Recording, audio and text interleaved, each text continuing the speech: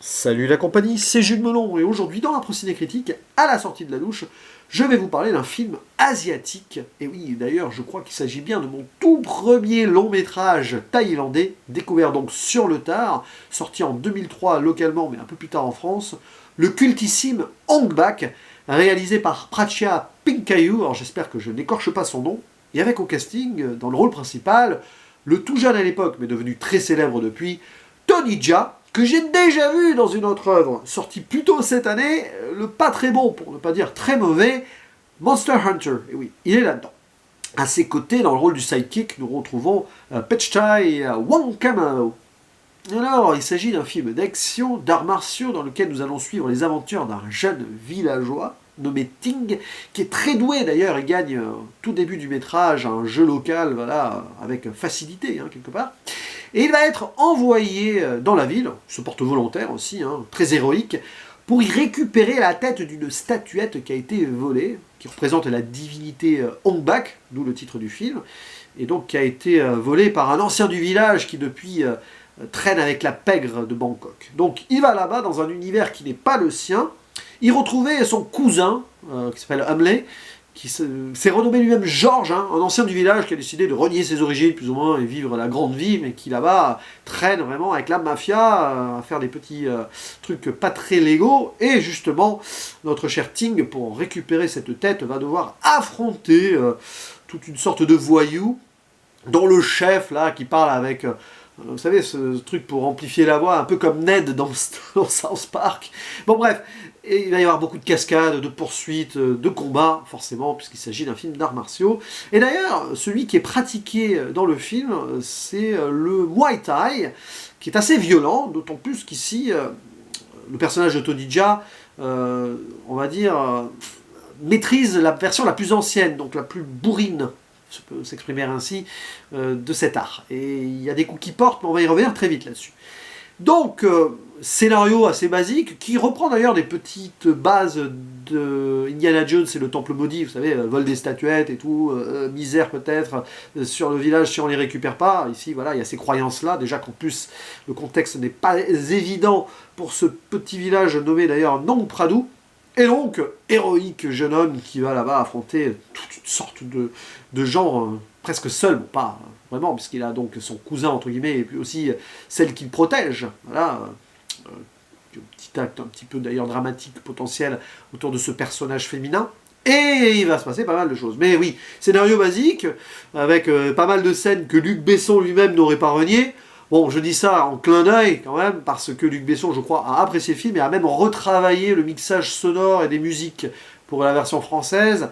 Et bon, bref. Et d'ailleurs, je crois qu'il y a un petit message subliminal qui est envoyé à Luc Besson durant le film, comme quoi peut-être Prachya Pinkayu était fan de notre réalisateur français. Il y a même un message à Spielberg à un moment, ce qui renforcerait éventuellement les petits parallèles qu'on peut faire avec le Temple Maudit. Bref, qu'est-ce que j'ai pensé de ce film surtout? Eh bien, c'est très bien. Alors, évidemment, il y a beaucoup de défauts, parce que petit budget, et on sent qu'on n'est pas loin d'une forme de série B ou série Z, pas trop, mais vous voyez, un petit peu fauché. Il y a quelques effets qui sont too much, par exemple des coups très forts et tout, qui sont après remis en ralenti, vous voyez, bon.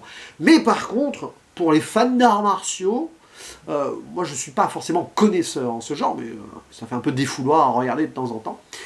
Eh bien c'est super bien, parce qu'on sent que les acteurs, et figurants et tout le monde, se sont donnés à fond avec de vrais coups qui portent, et ça fait mal quand on voit ça.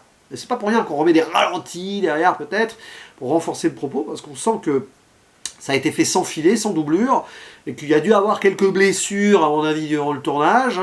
Ça a dû être très physique et compliqué.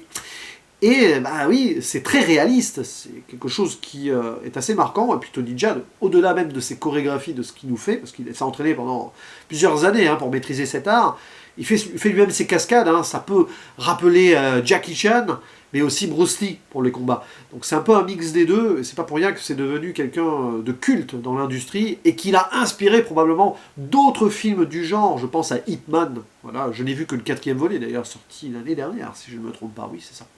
Donc c'est super fun à voir. Et il y a quand même un discours social, parce que vous avez voilà, le village un peu à l'écart, cette ville-là qui est corrompue, et les deux anciens du village qui sont corrompus de deux façons différentes par la ville, celui qui vole, donc qui va rester le méchant, et celui qui essaye de fricoter localement en reniant ses origines, mais qui va un petit peu essayer d'acheter une sorte de rédemption en aidant ici Ting, le héros. Donc ça c'est intéressant. Il y a ce petit axe aussi avec le personnage féminin, je crois qu'elle s'appelle Muay aussi. Alors, pas Muay Thai, ça c'est le nom de l'art martial, mais Muay Lek. Voilà.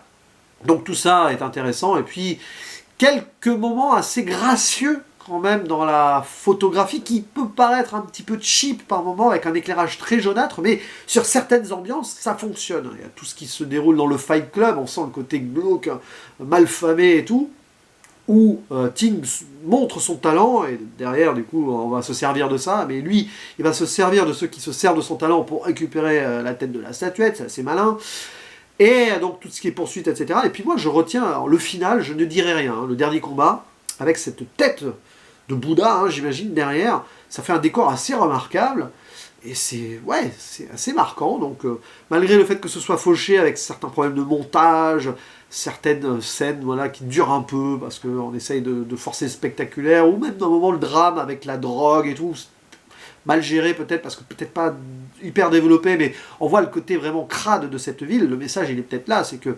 rester fidèle à ses racines dans le village, même si on a moins de richesse, c'est peut-être pas plus mal, au niveau de la morale et tout simplement de l'aspect familial des choses. Donc ouais, il y a quand même des belles choses dans ce film, et je trouve que c'est passionnant à suivre. Puis bon oui, c'est sûr que si on aime les combats, il y a des moments où tu as l'impression d'avoir du MMA ou du catch, hein, il y a des prises sur le ring, des moments c'est assez fort, quoi. Et ouais, c'est vraiment visuellement intéressant, malgré les défauts. Et bien sûr, ça a lancé tout un culte, je crois qu'il y a eu des suites, et puis bien sûr, donc, tous ces autres films d'arts martiaux, ça a relancé en fait une version plus moderne des arts martiaux, parce que depuis il y en a beaucoup des films comme ça, hein, depuis 2003. Je pense que Hong Bak n'y est pas pour rien. Voilà, mais en tout cas, n'hésitez pas à dire en commentaire ce que vous pensez de ce film, parce que vous aussi vous avez ressenti des coups, souvent de coups et de genoux, ah oui, des coups de genoux, surtout bling, ça fait mal, hein. T'as pas envie de mâcher après, t'as envie de boire une soupe, quoi, tu vois ce que je veux dire. Bref, non mais voilà, dites ce que vous avez pensé de ce film en commentaire, moi ça m'intéresse, notamment si vous êtes connaisseur du genre, parce que moi je suis assez novice dans les films d'arts martiaux asiatiques et tout, hein, donc n'hésitez pas à apporter vos précisions si besoin. Quant à moi, il ne me reste plus qu'à vous dire à la prochaine, ciao.